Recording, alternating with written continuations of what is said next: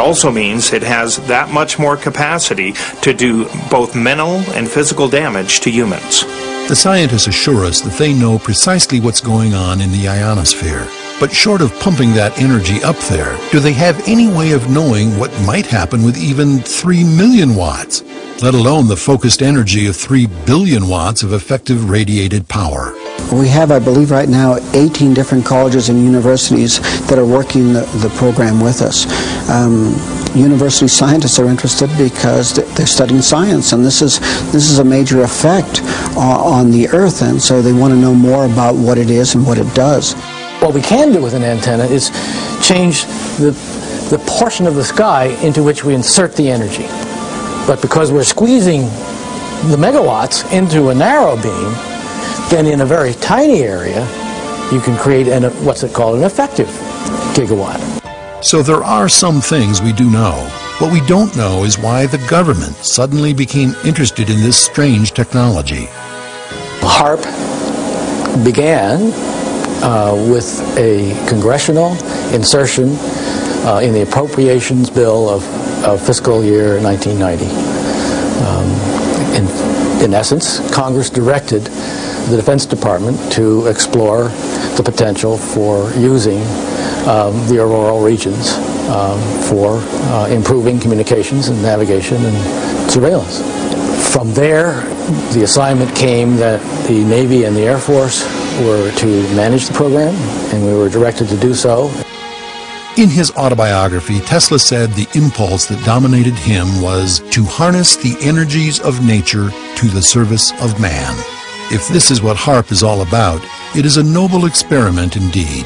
But Dr. Eastland, who was a great admirer of Tesla, was removed from the project long before the Department of Defense took it over.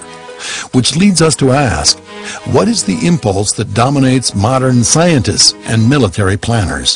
What does the Air Force and Navy believe Haarp can ultimately contribute to their objective? And are there really any civilian objectives that can be met by Haarp technologies? Dr. Eastland's patents, which were held by ARCO, now seem to be largely forgotten. Or are they? When you look at the other patents built upon the work of Eastland, it becomes clear how the military intends to use a Haarp transmitter. It could give them a tool to replace the electromagnetic pulse effect of some atmospheric thermonuclear devices still considered an option by some planners.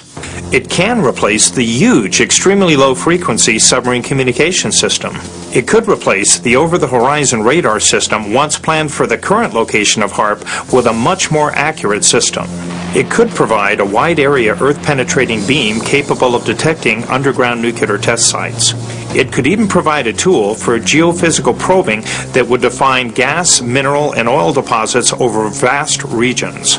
And it could also be used to detect incoming low-level planes and cruise missiles. All of that sounds reasonable, even desirable for those who are interested in a sound national defense and a more secure world. But since no one has ever built a radio transmitter this big before, some experts wonder if the side effects might not overcome the technological advantages. In 1983, I did radio tomography with 30 watts, looking for oil in the ground. I found 26 oil wells over a 9-state area, and 100% of the time was accurate with just 30 watts of power beaming straight into solid rock. Haarp, or the High Frequency Active Auroral Research Project, uses 2 billion watts beamed straight into the ionosphere for experiments. Now, that's profoundly dangerous. Picture these strings on the piano as layers of the Earth. In fact, picture each string as a molecular bond length. Each one has its own frequency.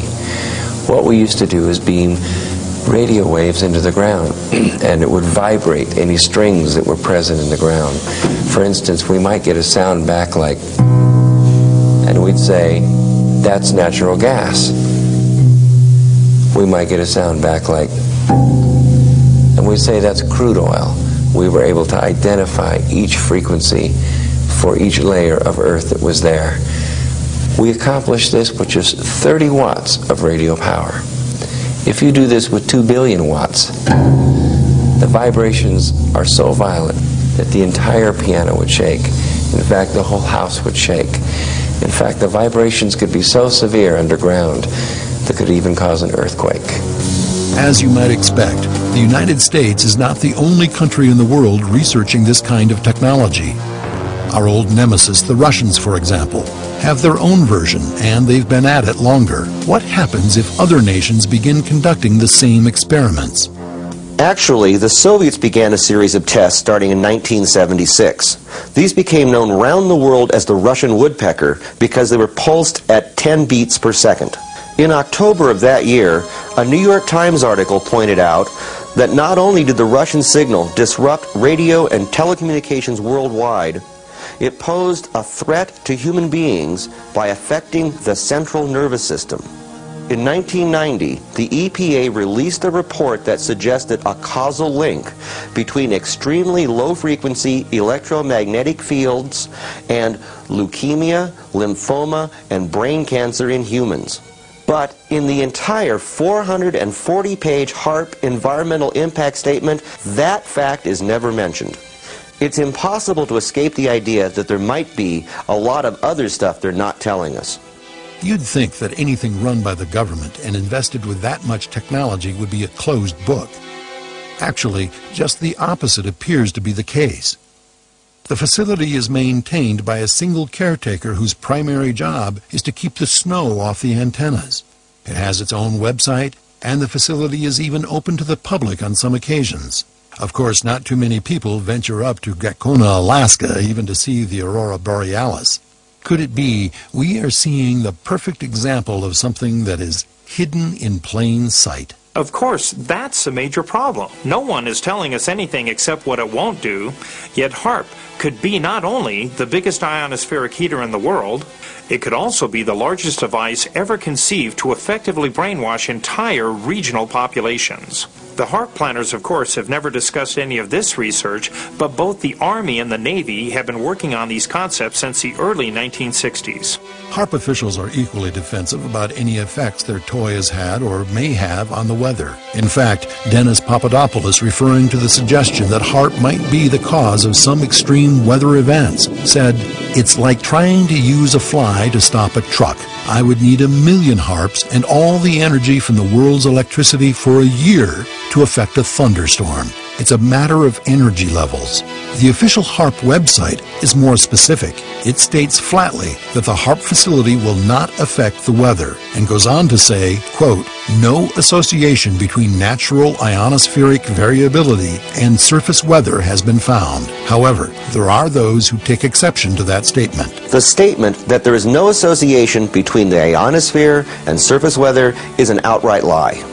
In his book, The Weather Companion, Gary Lockhart wrote, "We can artificially influence the Earth's aurora with a relatively small amount of energy, and we know that outbursts of the northern lights do change weather patterns. There is indeed mounting evidence that upper atmospheric events affect lower atmospheric weather, and vice versa. But the evidence is not yet conclusive. As long as the subject remains controversial, Haarp scientists feel safe in discounting it. They also apparently feel safe in lying about its existence." What they're not paying any attention to is what's happening to the ionosphere while it's being held 80 miles out into space by this high energy beam. It's heating up. And all of the molecules in that ionosphere region are absorbing energy out of that radio beam. And if they pick the right frequency to push that plume out into space, that energy may discharge back out of the ionosphere, back down the radio beam, and strike the Earth. And it would be about 100 times the energy released out of a thunderbolt. And that's how much energy would be released. In certain applications, the military acknowledges they can literally lift the ionosphere, and what they say is, there's no problem, it's a short period of time. But when you lift up the atmosphere, the lower atmosphere rushes in and fills that void, thus changing localized weather patterns. Haarp research papers say they intend to lift a part of the ionosphere that creates a hole that they say heals over quickly. But what happens if you create enough holes that they just can't quite take care of it fast enough? It's this question of holes that is particularly troubling. For a number of years now, a growing body of scientists and politicians have been warning of holes in the ozone layer. For the most part, the problem has been placed at the doorstep of fossil fuels and other fluorocarbon molecules, such as refrigerants. Could it be they are not the problem, or at least not the principal problem? The reality is, the ionosphere stops the sun's most violent radiation by making ions. The stratosphere filters out most of the sun's weaker radiation, ultraviolet light, by making ozone. That's why a reduction in the ozone layer can pose a threat to life on this planet. And that's just one reason why Haarp's deliberate meddling with the ionosphere is so frightening. Is it just a coincidence that the largest known hole in the ozone layer is over the Arctic? Could it be that Haarp research, with its disruption of the ionosphere, is accelerating or even causing the problem? We are already paying hundreds of millions of dollars in increased cost of goods and services brought on by the efforts to reduce or eliminate fluorocarbon output, ostensibly to protect the ozone layer. But the money may be the least of our problems. The fact is, life on this planet exists because the Earth's atmosphere has the ability to absorb ionizing radiation in the ionosphere and the stratosphere. Will the high-frequency auroral research project go too far in injecting energy into the ionosphere? And how far is too far? The ionosphere is a dynamic system, ever-moving, ever-changing. I don't think anyone on this planet really knows when enough is enough. Sometimes we work at solving a mystery just for the sheer fun of it. And most of the time, if you come up with the wrong answer, you can just go back and start over. Could it be that the wrong answer on this one will have us all playing a harp?